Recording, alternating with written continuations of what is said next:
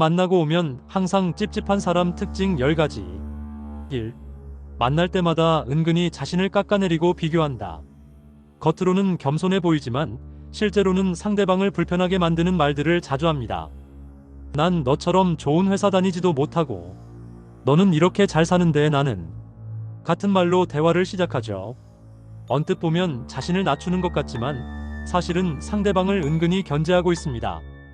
이런 대화를 반복하다 보면 자연스레 비교 구도가 형성되고 결국 서로 불편한 감정만 쌓이게 됩니다.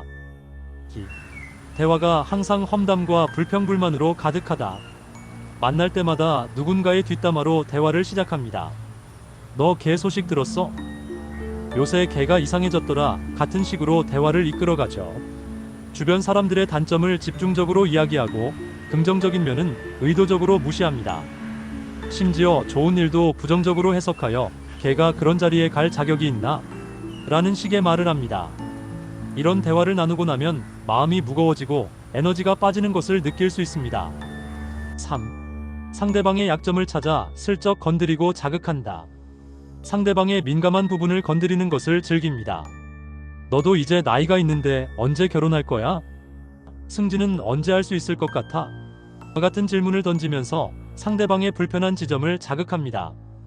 때로는 농담이야라며 가볍게 넘기지만 실제로는 의도적으로 상대방의 약점을 건드리고 있죠.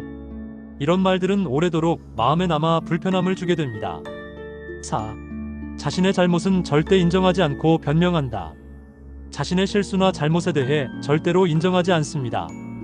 그때 내가 그럴 수밖에 없었던 게 라며 끝없는 변명을 늘어놓죠.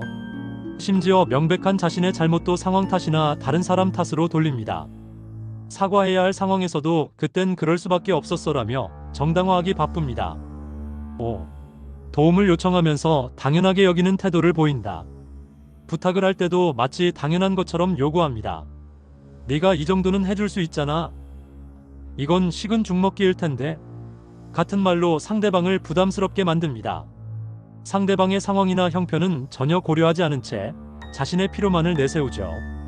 도움을 받고 나서도 감사함을 표현하기보다는 더 많은 것을 요구하는 경우가 많습니다. 6. 만날 때마다 돈 거래나 부탁을 하려 한다.